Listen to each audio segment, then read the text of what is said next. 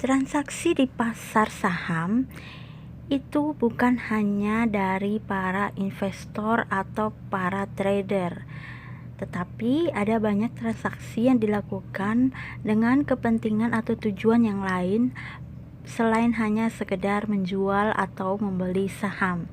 Nah, siapakah mereka? Mereka adalah bandar. Nah, siapakah itu bandar dan dari mana asalnya? Itu yang bakal kita bahas di video kali ini.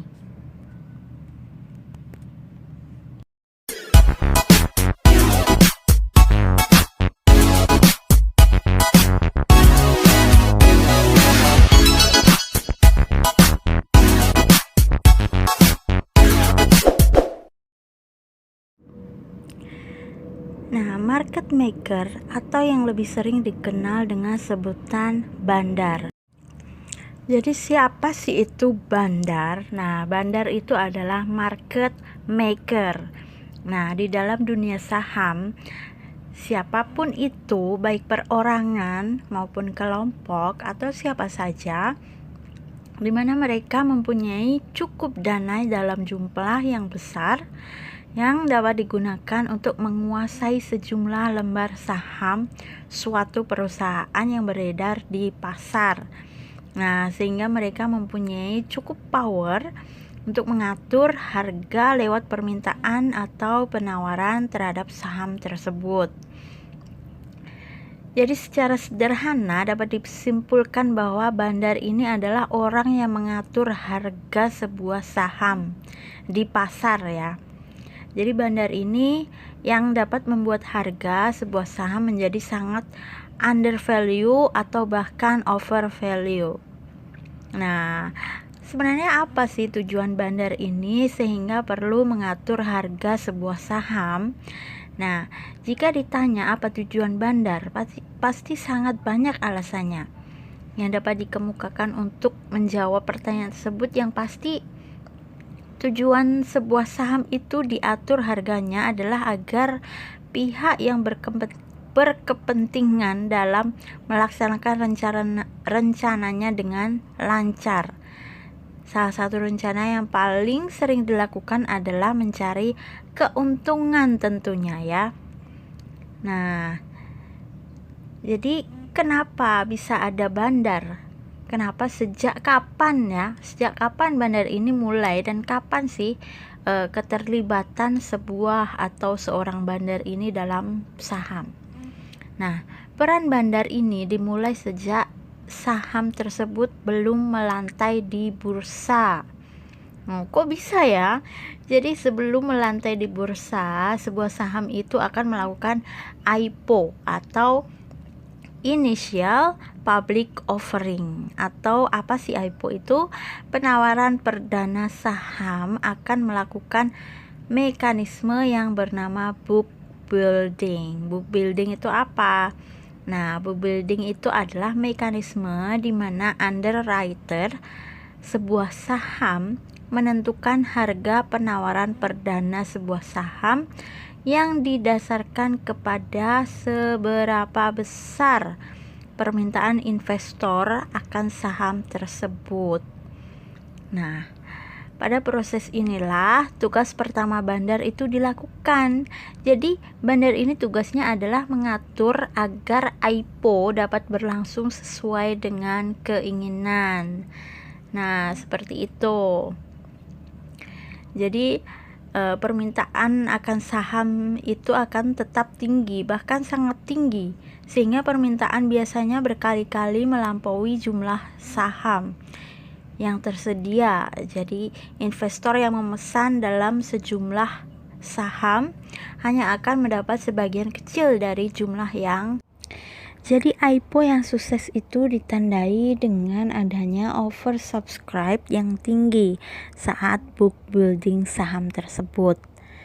Jadi semakin tinggi angka oversubscribe, itu berarti semakin besar permintaan investor akan saham tersebut. Nah, jadi saham-saham yang pada saat book building mengalami oversubscribe, pada saat itu melantai di bursa, seharusnya harganya akan bergerak naik. karena para investor yang tidak mendapatkan saham sesuai dengan jumlah yang ia inginkan pada saat book building ini, maka akan membelinya di perdagangan pasar. Tapi dalam kenyataannya, apakah setiap saham yang mengalami oversubscribe berakhir dengan harga yang terus naik?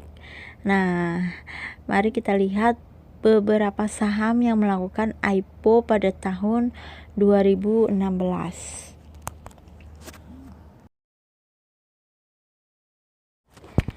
Nah, di sini dikatakan pada masa penawaran umum yang berlangsung pada tanggal 4 sampai 9 Mei 2016 terjadi oversubscribe sebesar 13 kali dari porsi penjatahan terpusat atau pooling ya saham yang ditawarkan kepada masyarakat.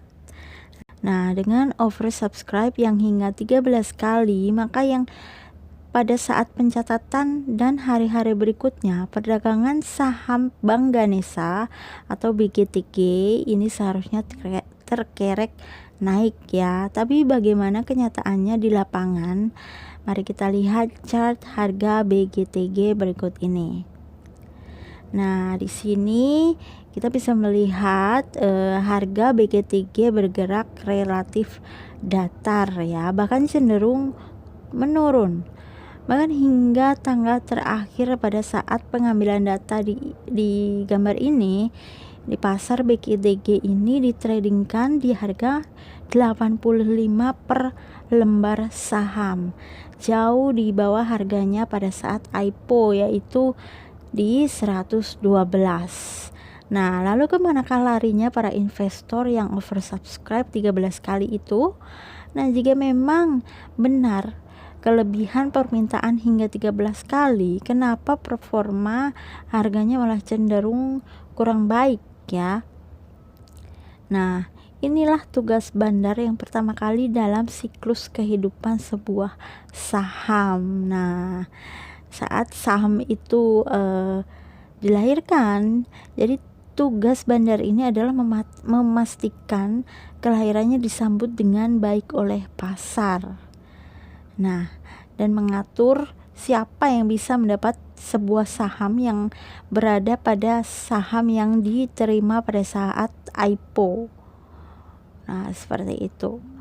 Jadi alasan sebuah saham dibandari itu adalah di-maintain harganya bisa bermacam-macam tergantung kepentingan si bandar ini. Namun yang pasti tujuan akhirnya adalah mencari keuntungan dari harga dari perbedaan harga jual beli. Nah, seperti itu. Lalu bagaimana sih kita mengetahui apakah sebuah saham itu ada bandarnya atau enggak gitu?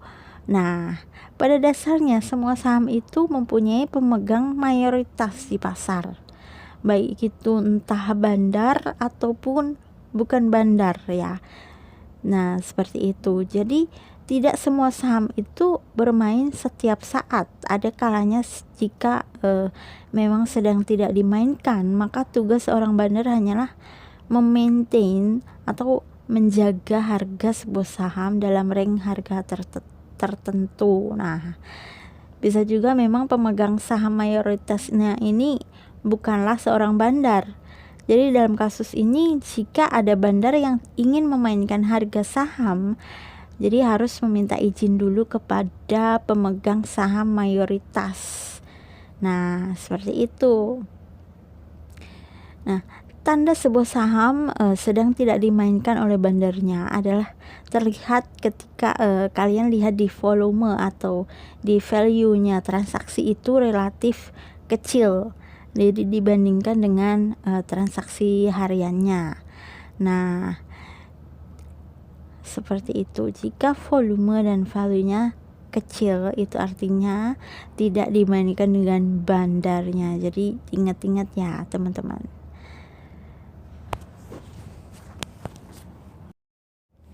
Nah, selain itu ada juga tanda-tandanya bandar ini sedang bermain dalam sebuah saham. Nah, itu kita dapat melihatnya dari volatilitas pergerakan harga saham yang biasanya akan meningkat.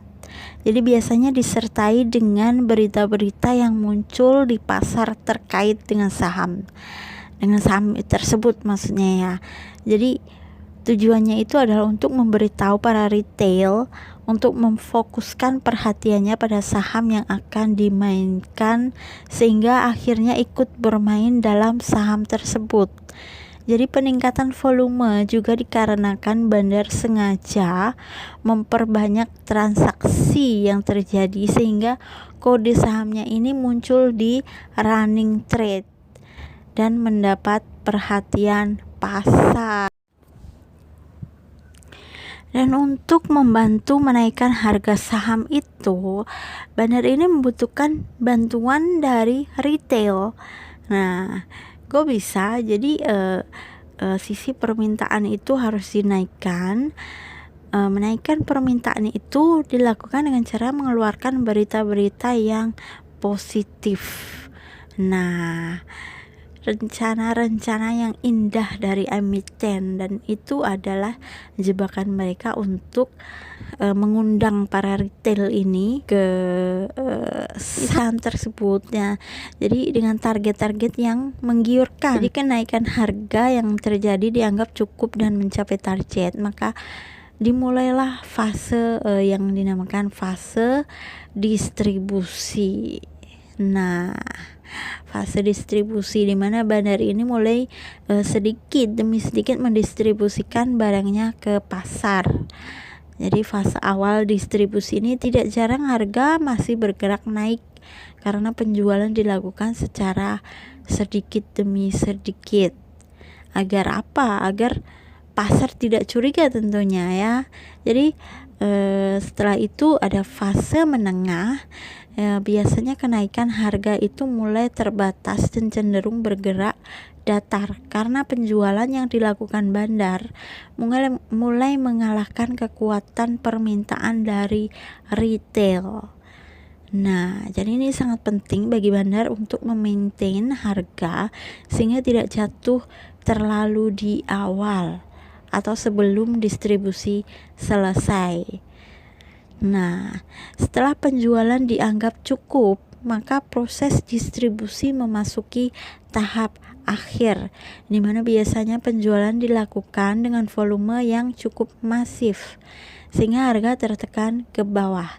Dan akhirnya setelah barang habis, bandar dengan keuntungan yang telah dia dapat karena menjual di harga tinggi, hanya tinggal kembali memaintain harga sahamnya dan menyerahkan mekanisme kepada pasar. Nah, jadi seperti itulah tugas-tugas dari si bandar ini.